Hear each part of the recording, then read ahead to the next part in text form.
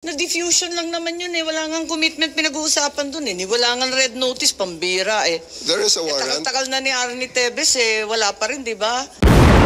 Anong ginawa nila na obstruction of justice? I think General Torre would be the best one to explain that, ma'am. General? Sir. Sabi niyo nag-obstruction of justice kaya aarestuhin na rin ninyo si Attorney Medialdea. Ano po yung ginawa ni Attorney Medialdea na obstruction of justice? We're about to load an arrested person into a plane to transport him to the tribunal who issued the warrant. And Attorney Medialdea is preventing us from doing that. He shouted at us and intimidated us, including the president intimidating me. Alam ko malaking tao si Attorney Medialdea, pero hinarang ba kayo? Tinulak ba kayo? Wala namang ginawa eh. Hindi naman nadadaan sa salita yung obstruction eh. He did, ma'am. So I do believe that under that circumstances, I have to arrest him just to reasonable force. And I do believe that I used the reasonable force to ensure compliance, for him to step aside, for us to load the former president to the plane.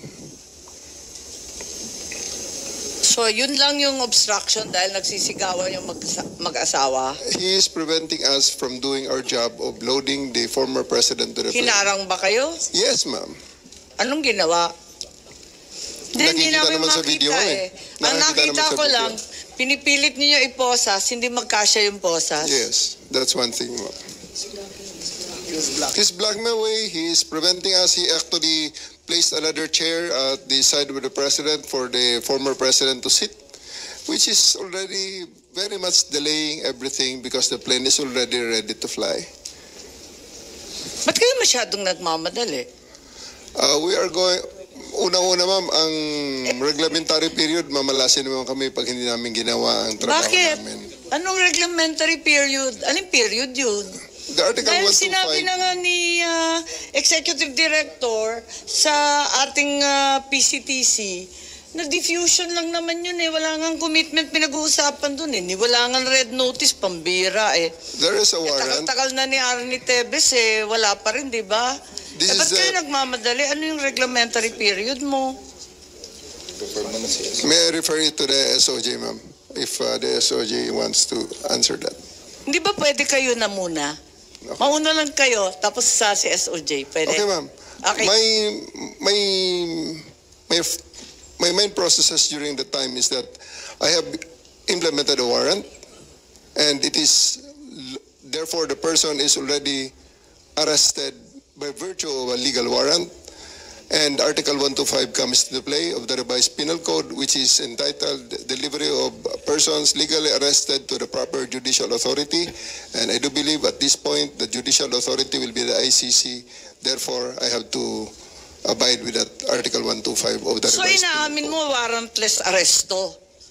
Kasi yung Article 125 ng RPC does not apply kung may warrant. So inaamin mo walang warrant? At the many stages, ma'am, all the many other, among other laws. Make up your mind, General Torre. Warrantless arrest ba to o may warrant? Kasi ang liwanag naman ng Article 125 eh, ng revised penal code. I do believe that I have a warrant at this time. I just don't want to be... Hindi, walang reglementary period. Mamili ka. Kapag warrantless arrest, edi may period. Kapag may warrant, walang period. Just the same, ma'am, I have to deliver him to the pareho judicial yun, proper kapatid. authority.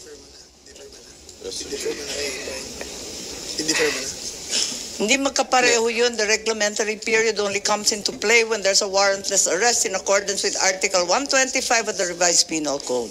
Di po ba? At saka may kinalaman yun sa delivery of the accused and arrested. Di po ba?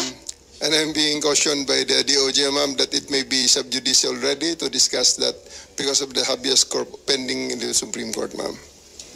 Pati ba naman ng revised penal code, naging executive session? Pambihirang buhay ito.